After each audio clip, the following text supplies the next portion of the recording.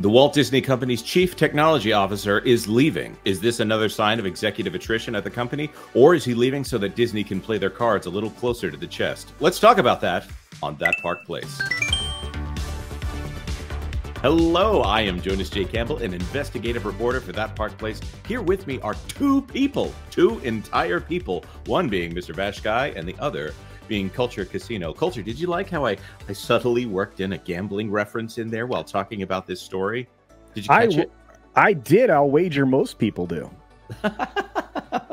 Well, you do have to know when to hold them and know when to fold them. And of course, when you are Mr. Aaron LaBerge or LaBerge, you have to know when to run. This story, out of deadline, Disney technology chief Aaron LaBerge exits for CTO role at ESPN bet partner Penn Entertainment. Look at that guy. He looks so happy to be working for these two companies, which are hand in hand as they try to build the one brand that Disney cannot seem to synergize. And what are they going to do? Well, they're going to see if they can get into your pockets a little bit deeper, in a even deeper than your pockets actually go. Aaron LaBerge, who helped oversee Disney's expansion into streaming during 2 stints totaling 20 years, is exiting the company. On July 1st, the executive will become Chief Technology Officer at Penn Entertainment, holding the same title he did at the end of his Disney run. Penn is largely known for its gaming operation, and we're not talking about Fortnite. In 2023, the company teamed with ESPN and rebranded its sportsbook as ESPN Bet. Now, I do want to ask here, Culture, you might be the right person to ask. When a company that is not ESPN takes on the ESPN name, would you say that that company is closely related, or do you think there's maybe a copyright issue here? Can you explain what's going on here for those who might not be aware? Yeah, they're actually teamed up with Disney. Penn Entertainment is and has use rights of the name through a major financial transaction going back just a couple of months ago. Not to mention the fact that the CTO that's here is basically the most sports-based guy you have at Disney. I mean, at least as far as finance goes, that's kind of his specialty. In fact, he ran a website that was sports-oriented. It's almost like this was arranged on the Disney side of things to make sure that this partnership, which is what it is, works out.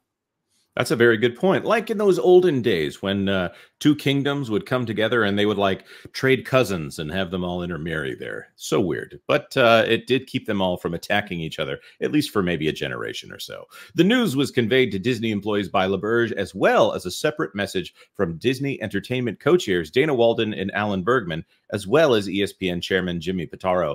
That is, let's see, that's 3 different people that might be the future CEO of the Walt Disney Company. It's too bad they couldn't figure out a way to get Josh D'Amaro in on the action there. As Disney CTO, LaBerge oversaw a number of product rollouts, including the integration of Hulu into Disney Plus. Oh, it's a shame they had to bring that up. And the planned launch of an ESPN streaming app. We are thrilled to have someone of Aaron's caliber join our Penn executive team. Their CEO, Jay Snowden, said, having overseen a global organization of thousands of engineers, product developers, designers, technologists, and data scientists that created some of the world's largest scale and most successful media, blah, blah, blah, blah, blah, blah, blah, stated corporate speak. LaBerge said, I plan to use my experience from Disney and ESPN to help make ESPN Bet an essential piece of the sports fan experience. Sounds like they want everybody putting a little money on the Cubbies here. Yeah, they do. It sounds like it. Now, Vash, you've been on several earnings calls here lately with Valiant Renegade. What is the strategy for the Walt Disney Company with ESPN Bet? What kind of language have they used to describe the customers of ESPN versus the customers of the regular Disney Corporation? Yeah,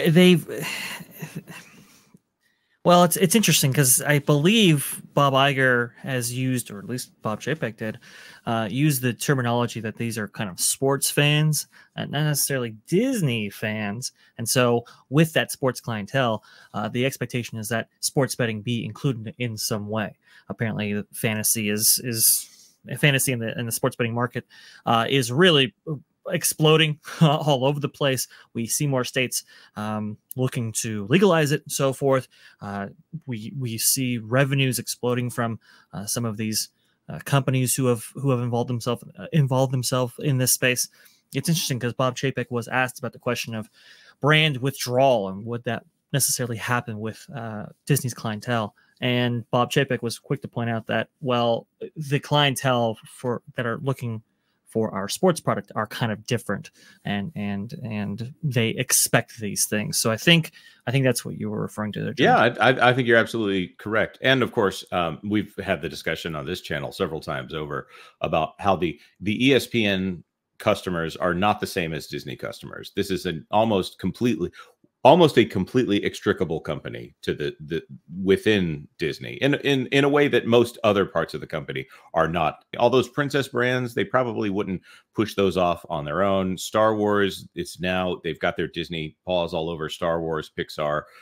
National Geographic might be able to push off here a little bit, but ESPN almost has nothing to do with the company other than the fact that it has kept the cable division afloat for probably for what, 30 years or something like that. It is an essential part of the media networks business, which as Disney's brand name channels have flagged, ESPN has continued to charge on down the field, right? That's a down the field. Yeah. And here's the weirdest thing too, is it isn't for lack of trying.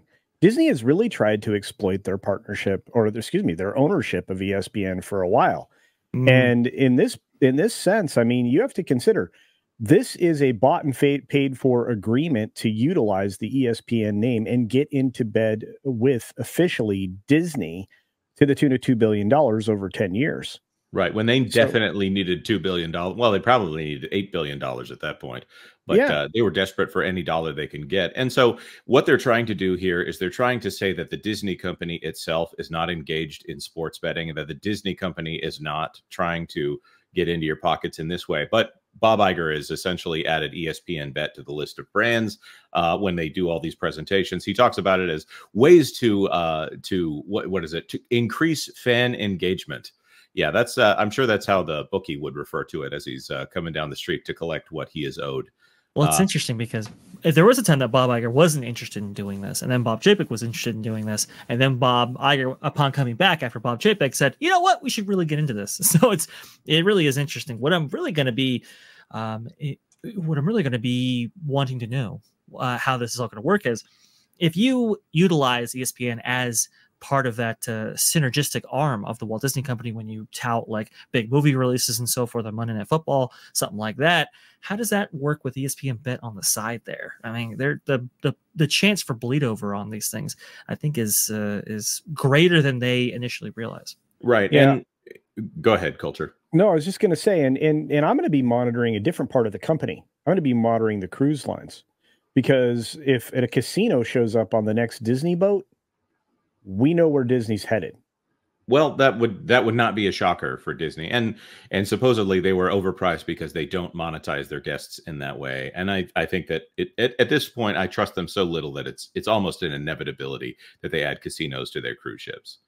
Now, of course, when we look at ESPN versus the rest of the company, the part of Disney that they are trying to synergize with ESPN is they're doing these like Toy Story Fun Day Football or Big City Greens NHL events where they will have cartoon characters going for it's like an AI generated live stream of the event, but told through the world of Toy Story or the world of Big City Greens. And they're going to be doing a lot more of that. They bragged about these technical tests that they're doing. You can look those up on Disney Plus if you want to get an idea of what they're doing there. They'll have the sportscasters on the side as toys. It's really, from a technological standpoint, it's really great.